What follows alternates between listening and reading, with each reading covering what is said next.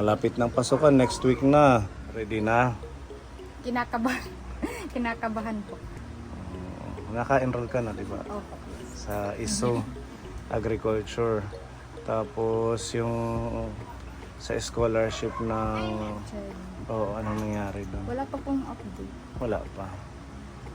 Pero sure na yun. Di ba nag-apply kayo? Oo. Sayang kasi kung hindi sure. Yun nga po. Kasi di ba pinunta nyo pa sa Tacloban. Opo. Oo, pero ano yan, matutuloy siguro yan. Ano siguro yan, yung kada semester ang ano, kasi para siyang, ano siya diba, parang i-refund mo. Kung ano yung nagastos ng buong isang sem doon. Or pwede ring per annual. Pero ano yan, legit yan kasi CHED. Oo, galing sa Commission on Higher Education. Si Ate Beron, okay naman si Ate Beron. Sige, magtinda ka muna. Ako na lang. Ay, customer tayo.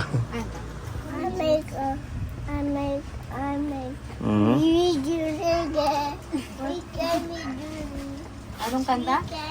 What can we do today? What can we do?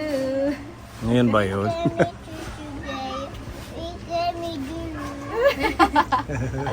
Di siya nagpaiwan, kaya itong buong week na to.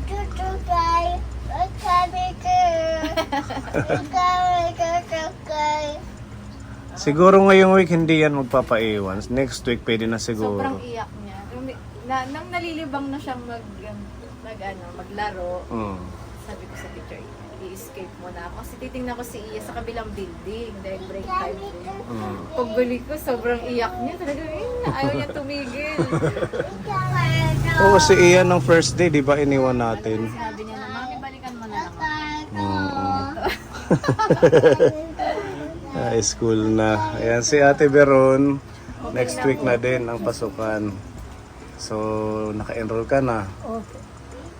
Si Kuya Iman, naka-enroll na din. Magkakasama na kayo nila Kuya Jesus sa comprehensive school, high school. Oo, nag-transfer na sila Beron at si Kuya Jesus. Si Kuya Jesus nasaan? Andun po sa kalsada. Nasa kalsada. So ayun, Mami. At least Ano lang ako, nalulungkot lang ako kasi si Beron kasi mataas yung potential niya. Grade 12 ka na. Maging grade 11. Oh, grade 11. Incoming grade senior high. Pero okay lang din naman. Kasi kumbaga parang mataas yung potential na maging valedictorian or ano. Kaso nag-transfer siya. Si Jesus kasi bigla-biglang hindi nagpaalam sa atin na magta-transfer siya sa ano. Dahil ba yun doon? Makaka-apekto ba yung pag-transfer mo sa or hindi naman? Mas maganda rin on the other side kasi 'di ba senior high school na nasa mas malaking school ka. Hindi naman yung advantage. Parang na ano lang ko, iniisip ko lang, tinitimbang ko kasi biglang nagdesisyon si Jesus na mag-transfer, dapat nagpaalam sana muna siya para napag-usapan natin, napag-meetingan natin. So, si Beron, wala ring nagawa, kundi sumunod na lang din kasi kailangan din naman kasing maano ni Jesus monitor kasi nga diba meron siyang issue sa pag-aaral. Oo nga pala, hindi ba kayong dalawang nag-decide, siya lang? Nagulat na lang po ako. Binalitaan niya po na yun na po, magta-transfer po. Ayun. Akala ko naman, decision yung dalawa, siya palang nag-decide lang. Sumama ka na lang din. Opo. Maganda sana sa Kalingatngan kasi, di ba, nandun na sila Kala na nila yung mga teacher. Oo.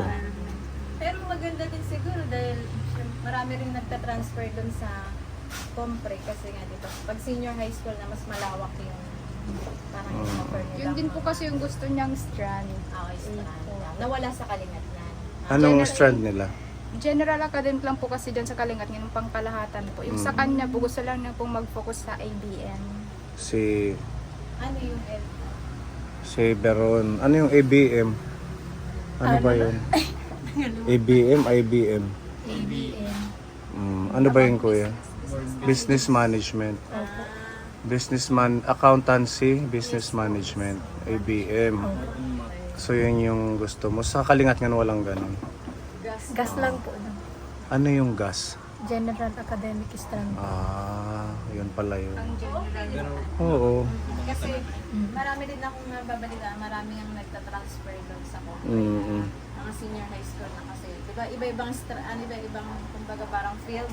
Mm-mm. Diba yung 2 years bago ka mag-college? Mm-mm. Parang pre-college yung 2 years na yun. Yung mayroong general academic, tapos yung sinasabi niyang STEM. Tapos ABM. Oo. Meron pang UMUS. Yums. UMS pala. UMS. Oh, may mga ganun na ano. Pre-ano yun? Caregiving meron din. Caregiving. At yun nga, Monday morning kalimbang, sabi ni Tito Bong.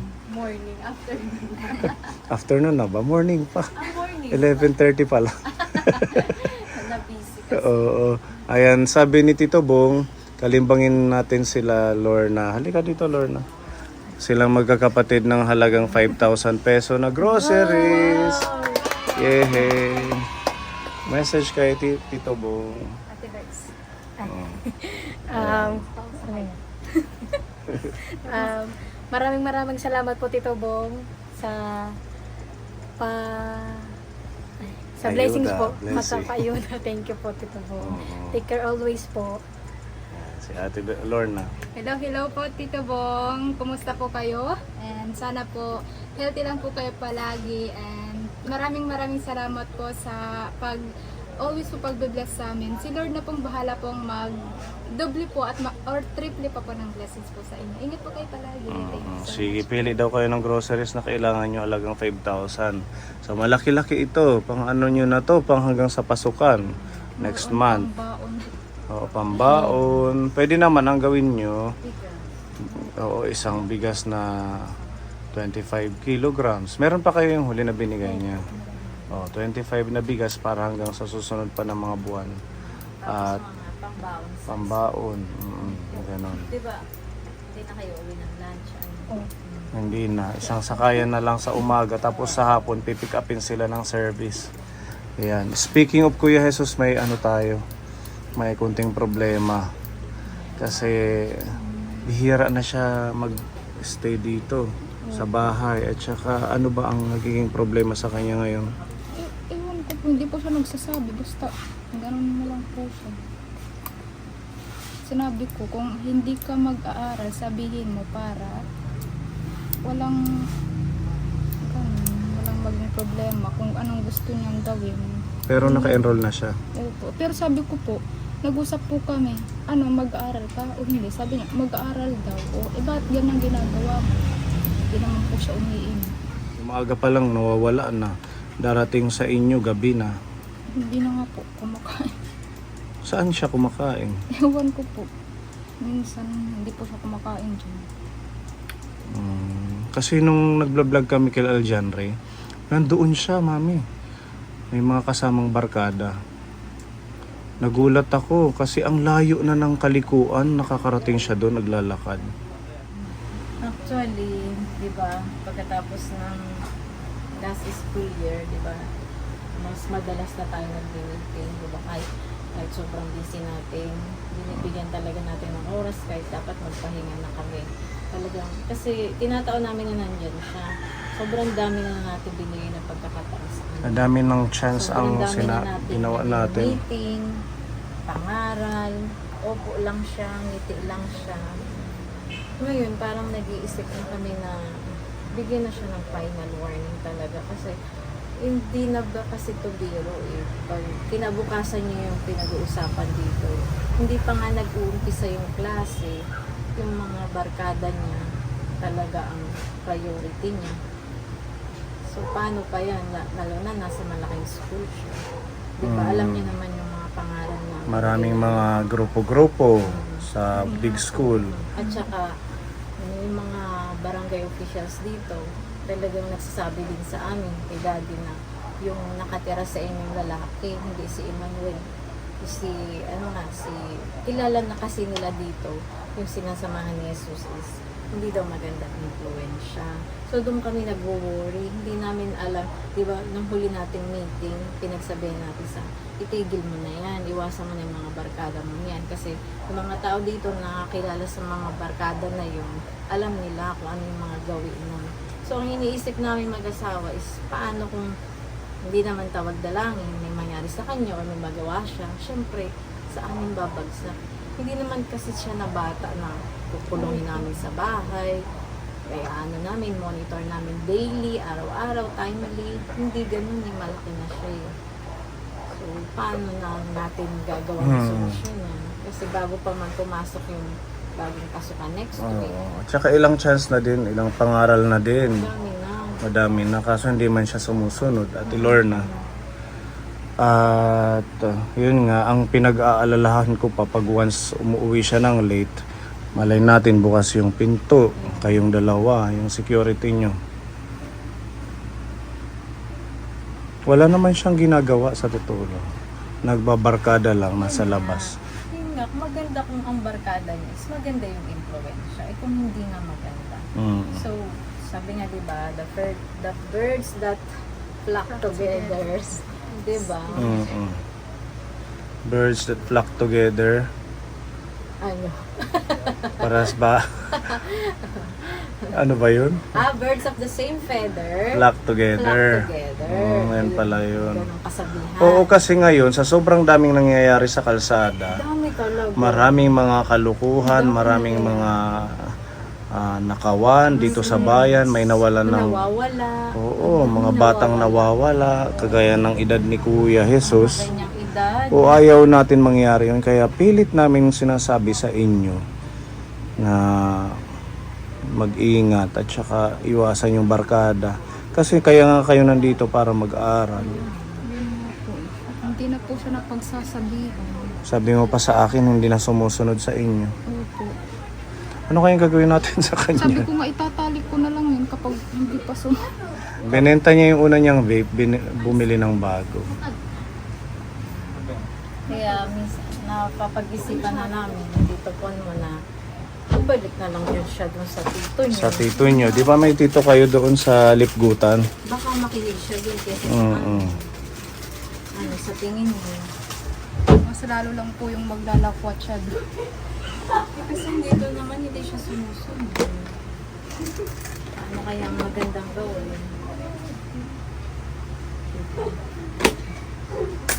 Pag hindi pa sumunod, sentensyahan na natin, Ate Lorna.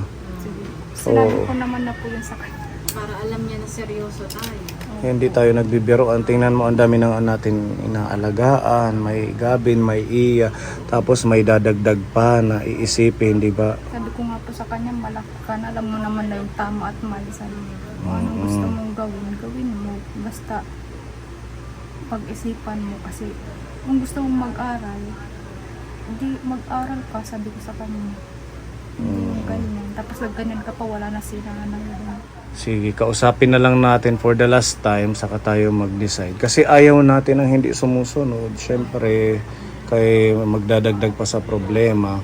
Hanggat maaari, kung kaya namang makinig, sumunod na lang. Kasi hindi naman yan para sa ibang tao. Para yan sa inyo, sa sarili ninyo. Ano, diba, ng bakasyon, lagi niyang sinasama. Nung bakasyon, lagi niyang sinasama sa mission para hindi siya sumama dun sa mga barkada niya. Yun ang ginagawa So, ko. inuunahan niya eh. Maaga Bago pa lang kayo nawawala umalis, na. So, maalis na din siya. Iba nakakasama siya minsan sa mga feedings. Maganda yun kasi Ganun. nadadivert yung attention niya. Hindi sumama dun sa mga. Uuwi na siya pag late na. Di ba pag nagsasara ako ng alas 10, tinatanong kita, kanya-tanong kayo, andyan ba si Jesus gabi na? Kasi sinasara na natin yung gate. Monitor ko din sa gabi, sa CCTV kung umuwi ba. Kasi may mga gabing hindi siya umuwi, di ba? Opo. May mga gabing hindi na nauwi. Hindi ko na po namamaran. Nakatulog na po. O tingnan mo, bukas yung pinto ninyo. Opo. Chat Tapos, kami po ng chat sa kanya. Hindi niya po yan. Minsan isisin lang niya. Tapos hindi siya maglalit. talagang may attitude si Kuya. Hindi nasunod pala sa inyo na. Kapag ganyan ka, ipapa-DSWD na lang kita. Minsan mas okay pa yun. Yun nga po sabi ko. Legal. Baka sakaling mabago. Sakaling dun siya Magtino. magtino. Hayaan nyo siya sa labas, lalaki naman yun. Kung talagang hindi siya uuwi. Kung uuwi yun, maaga pa lang, uuwi na yun. Kung hindi na, alas 10 na ilak nyo na. Hayaan mo siyang nasa labas, kay gusto naman niya yan. Diba? Wala tayong magagawa kung talagang ganun siya. Sige. Sige na, mag-groceries na kayo. At maraming Ayan, sige. Pambaon. Tito Bong, shout out. Salamat po.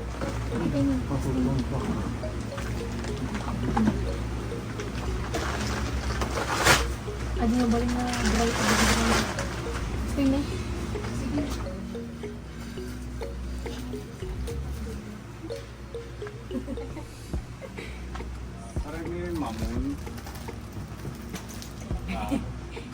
Sige po.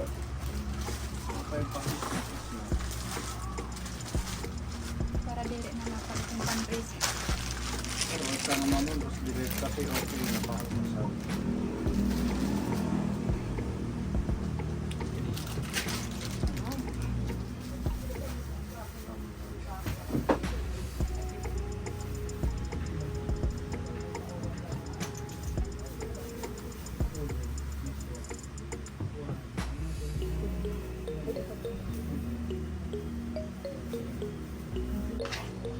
Ito na yung napili nyo.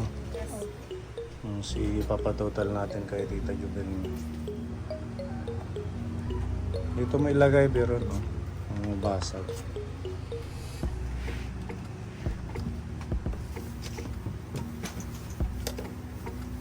Bukas may feeding tayo, sama na lang kayo pag wala kayong gagawin.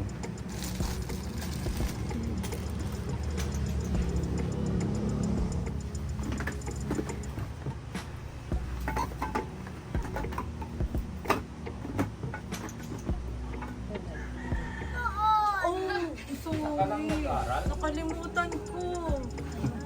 Late na sinundo. Mag-isa ka na lang doon. Uy, mga kaklase ko nasundo na lahat. Ako lang isa doon. 4:30 na kasi. Anong oras daw, Mami? 4. It's okay. And say hi to our viewers. Okay.